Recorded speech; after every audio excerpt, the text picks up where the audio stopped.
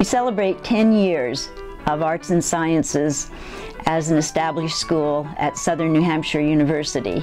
The Arts and Sciences are a basis for knowing how to live and work well, for knowing how to adapt to challenges beyond the university. An education in the arts and sciences also provides a basis for students to understand how to incorporate community involvement and service in everything that they do. I think that the most important aspect of the School of Arts and Sciences is the sheer talent of the faculty. Dedicated, committed to the task, expert in their fields, and very, very creative.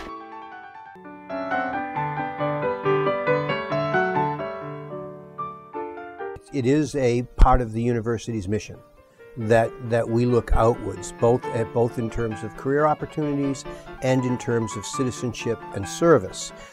What I do is I manage a lot of interns, every semester 12 to 15 interns in the community, and they may be doing volunteer services and just exploring community options, or they may be doing internships where they have real job descriptions, but the idea is to translate theory into practice and then come back to school with experiences in practice. Our students are involved with research. We sort of turn over the keys to the students when it comes to research, and they conduct their own research and they present at conferences. Some of them are authors on peer-reviewed publications. So we hope that by having our students engaged in these sorts of activities, they can improve the human condition.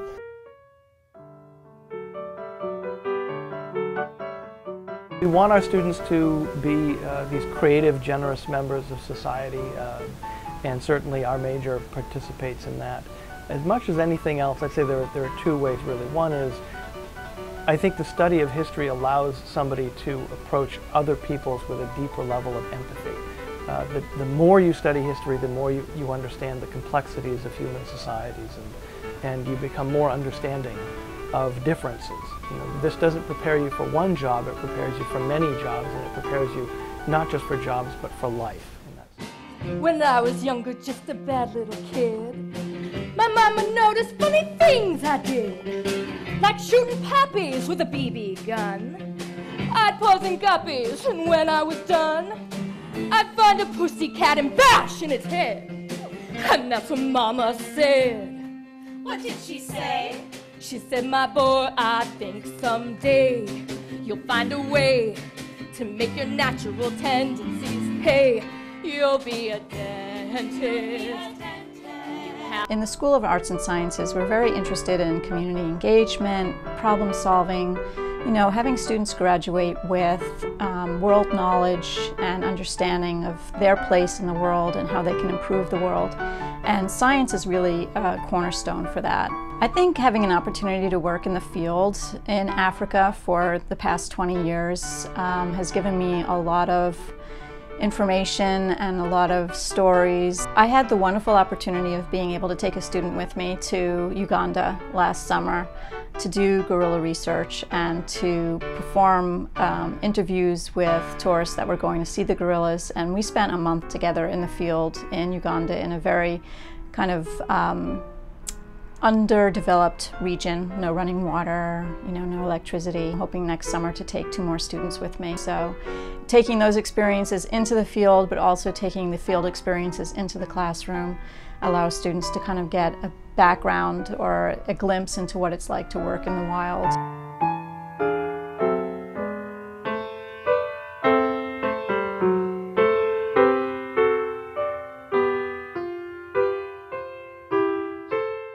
I think that the Department of Humanities supports the School of Arts and Sciences mission statement very well in terms of the point of improving the human condition. I think that when students engage with the way that people through the ages have struggled and expressed their thoughts and feelings about the most profound human issues that affect people from all times and places, that they're bound to gain a greater sense of empathy and general understanding of other people who come from different backgrounds.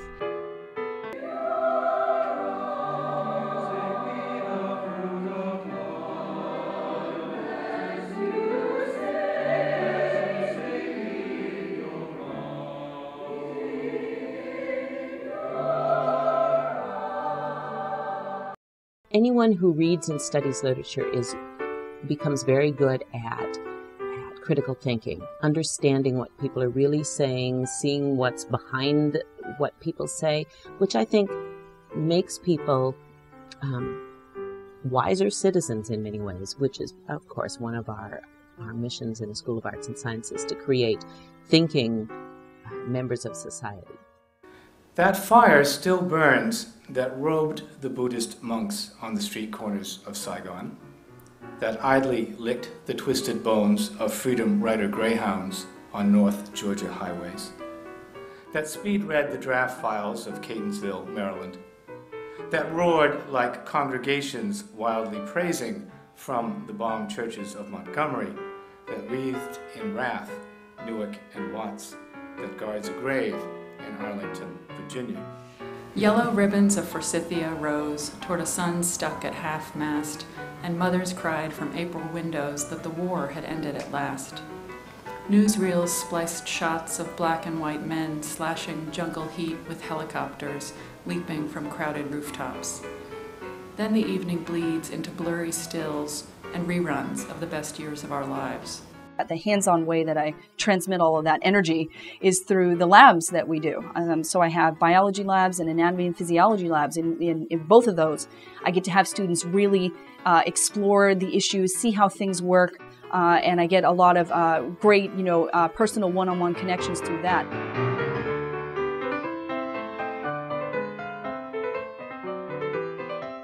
And show them that science is an integral part of their daily lives, that it impacts everything they do, whether their job's an accountant or whether they're a grade school teacher, that the science is important, and a good, strong foundation in the liberal arts will help them throughout their careers, and no matter what they choose. I took a class out west last summer for 2 weeks for an intense field-based class on the geosciences. So we studied geography and geology. And it was really, really interesting to get the students. We had 3 students from Saudi Arabia and 3 students who were from the local New England area. And those students got to see and experience things that, for the most part, most students only get to look at in textbooks. But the greatest thing was the students got to experience the things they've seen in the textbook. So they got to experience glaciers, they got to experience hot springs, they walked on a volcano, we got to see Pacific sea life, and just a lot of neat stuff that you can't get by just looking at a textbook, that you actually literally have to experience.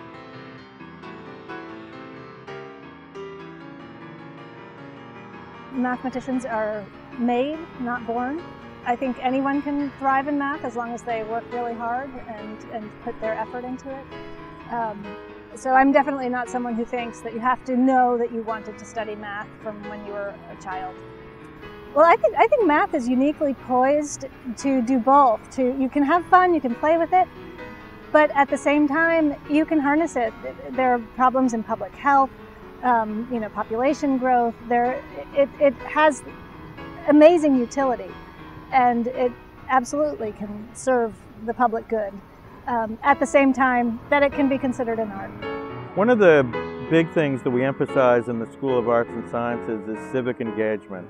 In that regard, myself and my professional colleagues are always working with nonprofits and helping them with their particular missions. The thing that I think that is very important for designers, media arts designers, creatives today in this field, is to reach out to the community with their skills and talents and work for the public good, to work for meaningful causes. For me, I'm getting students who have a love of story. That's really advantageous for us in the School of Arts and Sciences, because then we can communicate, make a difference, whether it be politically, whether it be in civil service, whether it be on humanitarian levels, environmental levels. If you want to get a point across and you can do it in the way of a story, you can totally grasp people's attention and get them invested and get them engaged. And so a big thing then that I feel we can do is encourage that kind of engagement. Well, one of the things we really try to do is make sure that the students get a lot of individual attention. We want to make sure that we get to know them really well and they get to know us really well. And we follow them through the 4 years that they're here, help them with career planning and also internships. And then also we spend a great deal of time helping them find some internships and get that true practical experience before they go out in the work world, because that's really important. At this point in time, you need to have at least 1, if not 2 or 3 internships under your belt to get a job, and we really help with that area, especially in the communication department. Students acquire a sort of toolkit that they can take with them, go out into the world and use to identify and analyze and develop solutions to problems. I think we have allowed our visitors and our students, faculty and staff to gain a deeper appreciation for the depth and breadth of art that ranges from realism to abstraction to conceptualism. And by doing this, I think we help people understand that there's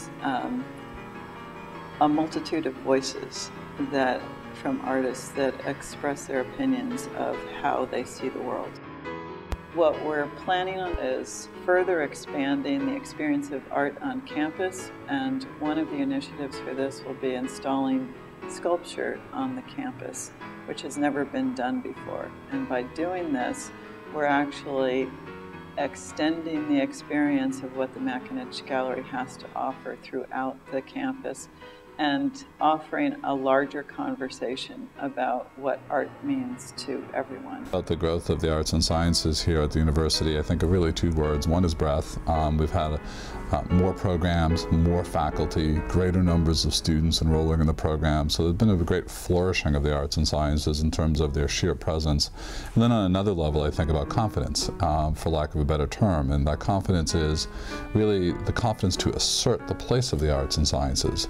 Where do we see this? Well, if you think about the early days of the gallery where Bob Craven sort of fought so hard to get kind of a toehold for arts and culture, and now compare that to today where Debbie Distant has built on his success, of course, but now we have a full-time gallery director, we have public art, we have provocative shows on campus, and we've become known as a place to go for art. Look at the work of Rick Cook, the kind of flourishing of music that is happening. We fill halls now with people coming to see music at Southern Hampshire University, so much so that we even have to sometimes move off campus in order to accommodate everybody.